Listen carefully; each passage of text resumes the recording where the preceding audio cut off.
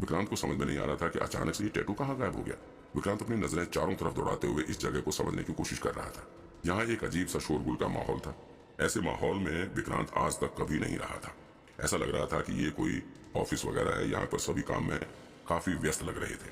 यहाँ जो लोग भी नजर आ रहे थे उनके भी चेहरे पर एक अजीब सी परेशानी और हड़बड़ी का भाव दिख रहा था। सभी हैरान होकर इधर उधर भाग रहे थे, लेकिन विक्रांत को कुछ समझ नहीं आ रहा था।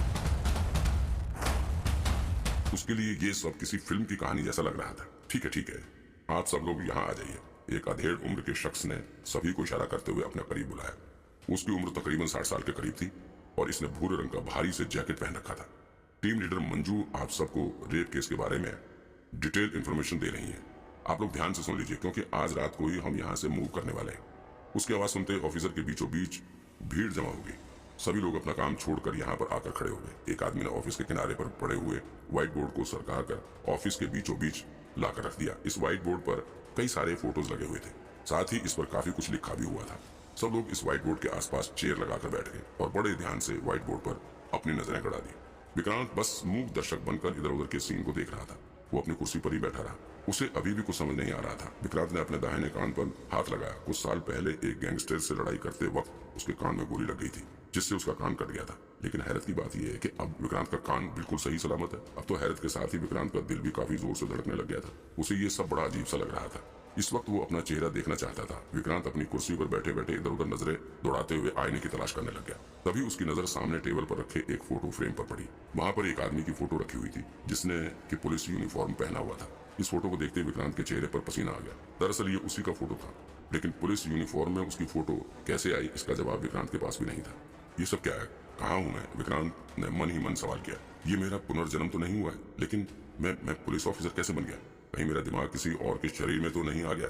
ऐसा भी हो सकता है क्या? विक्रांत को अभी भी याद है कि वो तो मुंबई शहर का बहुत बड़ा गैंगस्टर था। हालांकि उसका नाम तो विक्रांत ही था, लेकिन क्राइम की दुनिया में लोग उसे विक्की डॉन के नाम से जानते थे।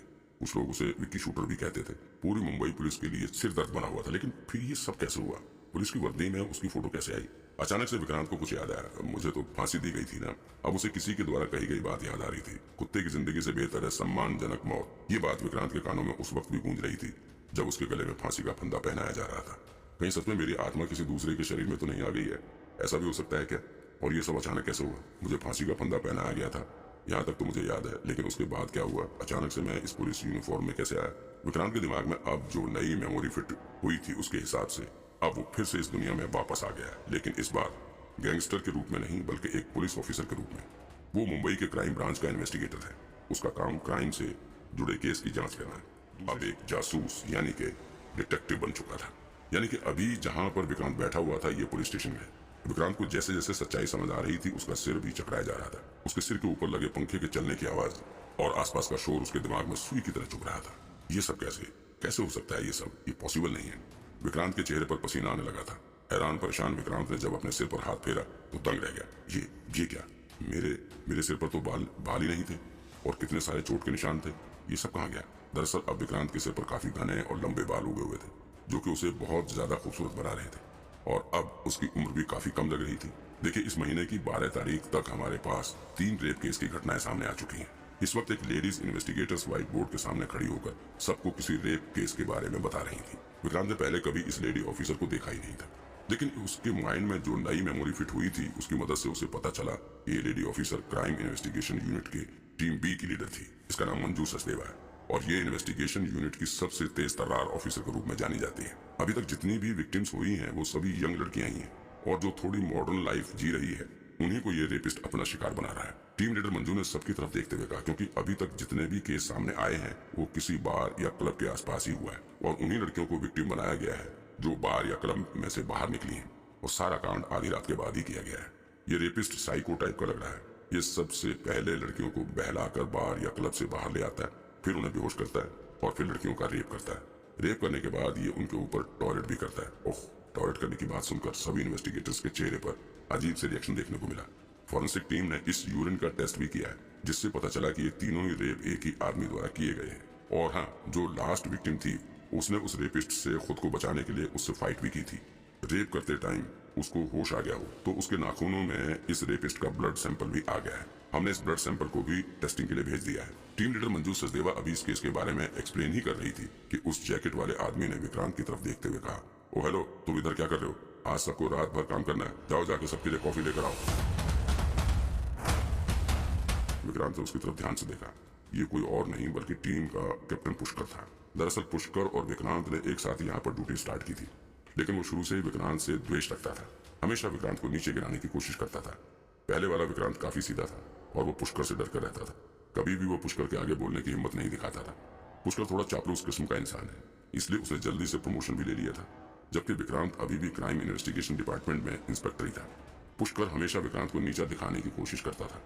आदत के अनुसार आज भी उसने वही हरकत की, लेकिन शायद उसे ये बात पता नहीं पता थी कि अब विक्रांत पहले वाला सीधा साधा विक्रांत नहीं रह गया था। उसके अंदर अब गैंगस्टर विक्रांत का दिमाग आ चुका है।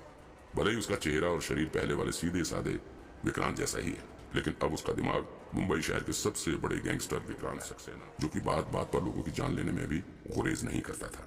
पहले वाले विक्रांत को तो पुष्कर के साथ ही बाकी के इन्वेस्टिगेटर्स भी बुरा व्यवहार करते थे और वो चुपचाप खड़े रहकर सबकी बातें सुनता था। लेकिन अब ये गैंगस्टर विक्रांत भला कैसे किसी की तेज आवाज बर्दाश्त कर सकता था। ओए, सुनाई नहीं पड़ा क्या? मैंने कहा कि सबके लिए कॉफी लेकर आ। पुष्कर ने विक्रांत को घूरते हुए गुस्से से भरे लफ्जों में कहा। अब विक्रांत के बर्दाश्त की सीमा पार हो चुकी थी। उसने जोर से टेबल पर हाथ पीटते हुए कहा, रुक ला तुम। पहली बार विक्रांत को किसी ने गुस्सा होते देखा था। खुद पुष्कर भी दंग रह गया। इस चूहे को कब से जबान आ गई। खैर, विक्रांत की आंखों में गुस्से की ज्वाला देखकर पुष्कर की हिम्मत आगे बोलने की नहीं हुई। वो दूसरी तरफ नजर फेर कर बैठ गया, लेकिन विक्रांत के इस व्यवहार ने सभी को हैरत में डाल दिया। दरअसल विक्रांत के व्यवहार में ये परिवर्तन अभी कुछ देर पहले ही हुआ है। अभी जब थोड़ी देर पहले उसे फांसी दी जा रही थी, तभी उस गैंगस्टर विक्रांत की आत्मा सीधे साधे पुलिस वाले विक्रांत में आ गई है। पुष्कर और विक्रांत के बीच की इस नोकझोंक की वजह से मंजू को भी थोड़ी दिक्कत हुई। वो कुछ पल के लिए रुक गई और फिर जब उसने देखा कि माहौल शांत हो गया, तब वो आगे की इन्फॉर्मेशन देने लगी। तब तक एक यंग एज की लड़की उठकर पुष्कर की तरफ आई। इसने आंखों पर चश्मा चढ़ा रखा था। सर, मैं ले आती हूँ ना सबके लिए कॉफी। इतना कहकर वो ऑफिस की पेंट्री की तरफ चली गई। इस लड़की का नाम सुनिधि था, सुनिधि राणा। इसको अभी ड्यूटी ज्वाइन किए 1 महीना भी नहीं हुआ है। अभी इसका इन्वेस्टिगेशन डिपार्टमेंट में ट्रेनिंग पीरियड ही चल रहा है। सुनिधि जब से इस डिपार्टमेंट में आई है, तब से वो विक्रांत को सबके द्वारा परेशान होते ही देख रही है। विक्रांत काफी स्मार्ट है और बहुत सीधा है, तो सुनिधि के दिल में हमेशा से उसके लिए एक सॉफ्ट कॉर्नर था। वो मन ही मन विक्रांत को पसंद करने लगी थी। कई बार तो ऐसा भी होता था कि वो विक्रांत को सीनियर की डांट से बचाने के लिए उसकी गलती अपने सिर पर ले लेती थी। आज भी वैसा ही हुआ। जब सुनिधि ने देखा कि पुष्कर विक्रांत को परेशान कर रहा है, तो वो खुद ही बीच में आकर बोलने लगी और उसने पुष्कर से कह दिया कि मैं ही कॉफी बना दूंगी। सुनिधि को विक्रांत की तरफ से बोलते हुए देख पुष्कर विक्रांत को देखकर उसे घूरने लगा। विक्रांत भी भला कैसे शांत रह सकता था। वो भी पुष्कर को गुस्से से तरीर रहा था। विक्रांत जानता था कि इस वक्त उसे अपने गुस्से पर कंट्रोल करना होगा, क्योंकि अभी ऑफिस की सीरियस मीटिंग चल रही है। विक्रांत के दिमाग में अभी भी उसके पिछले जन्म की बातें घूम रही थी। जिस कत्ल के लिए उसे फांसी की सजा सुनाई गई थी, विक्रांत ने वो मर्डर किया भी नहीं था। दरअसल जिस गैंग के लिए विक्रांत काम करता था, उसने ही विक्रांत को एक झूठे मर्डर केस में फंसाकर जेल में डलवा दिया था और फिर विक्रांत को उसके लिए फांसी की सजा दी गई थी। विक्रांत के साथ बहुत बड़ा धोखा हुआ था। अगर आज भी उसके गैंग का बॉस मिल जाए तो फिर विक्रांत उसकी जान ले लेगा। विक्रांत गुस्से से अपनी मुट्ठी बांधकर बैठा हुआ था। तभी सुनिधि सबके लिए कॉफी बनाकर ले आई। उसने मीटिंग में बैठे सभी इन्वेस्टिगेटर्स के आगे कॉफी रख दी और फिर अंत में वो विक्रांत के पास भी कॉफी लेकर पहुंची। ये लीजिए सर, आपकी स्पेशल कॉफी,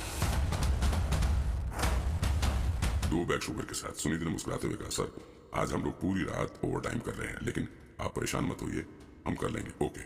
विक्रांत ने सुनिधि की बातों पर कोई रिएक्शन नहीं दिया। वो भी कॉफी रखकर वहां से तुरंत ही चली गई। अब तक मंजू केस के बारे में इंपॉर्टेंट इन्फॉर्मेशन दे चुकी थी।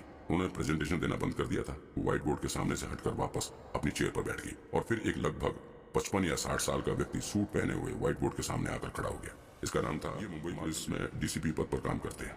इन्हें सब डीसीपी डिसूजा सर कहकर बुलाते हैं। डिसूजा सर की छवि पुलिस डिपार्टमेंट में बहुत ही ईमानदार और सख्त पुलिस ऑफिसर की है। वो बहुत ही सीरियस होकर काम करते हैं। आज तक किसी भी पुलिस वाले ने डिसूजा सर को मुस्कुराते हुए भी नहीं देखा था। डिसूजा सर अपनी चेयर से उठकर व्हाइट बोर्ड के सामने आकर खड़े हो गए। डिसूजा साहब ने हल्की सांस छोड़ी और फिर बोलना शुरू किया। तो आप लोगों को केस के बारे में सब कुछ पता चल ही गया है। अभी तक जो भी इंफॉर्मेशन हमारे पास थी आपको दे दी गई है। मुझे पता है कि अब आप लोगों को आराम नहीं मिलने वाला है। वैसे भी ये आराम का वक्त भी नहीं है। ऑलरेडी 3 रेप केस हो चुके हैं और हमें अब बहुत अलर्ट रहना है। अब फिर से कोई क्राइम हो उससे पहले ही हमें इस रेपिस्ट को अरेस्ट करना है। अच्छा टीम ए वाले ध्यान से सुनिए। डिसूजा साहब ने टीम ए के इन्वेस्टिगेटर्स की तरफ देखते हुए कहा, आप लोगों को इस आदमी की पहचान करनी है। ये ज्यादातर बार और क्लब में जा रहा है, तो आप लोग भी शहर के अंदर जितने बार और क्लब हैं वहां जाइए और वहां से इसके बारे में पता लगाने की कोशिश कीजिए। वहाँ लोगों से पूछताछ कीजिए, सीसीटीवी फुटेज और आसपास के एरिया के कैमरे खंगालिए, यहाँ तक कि क्लब की पार्किंग में खड़ी होने वाली सभी गाड़ियों का भी रजिस्ट्रेशन नंबर निकालकर उन्हें ट्रेस कीजिए। कहीं से कोई भी एविडेंस छूटना नहीं चाहिए। ओके? Yes sir. टीम ए के इन्वेस्टिगेटर्स एक सुर में बोल पड़े और टीम बी को अपराधी का आइडेंटिटी निकालना है। डिसूजा ने अब टीम बी की तरफ देखते हुए कहा, हमारे पास कल्प्रिंट का ब्लड सैंपल है और यूरिन सैंपल भी है, तो आप लोग आसपास के सभी हॉस्पिटल जाइए और वहां सैंपल मैच कराने की कोशिश कीजिए। वैसे ब्लड सैंपल से ज्यादा हेल्प तो नहीं मिलेगी, लेकिन फिर भी आप लोग कोशिश कीजिए। अगर ये अभी हाल फिलहाल में किसी हॉस्पिटल में अपना इलाज करवाने गया होगा तो हो सकता है कि कुछ क्लू मिल जाए।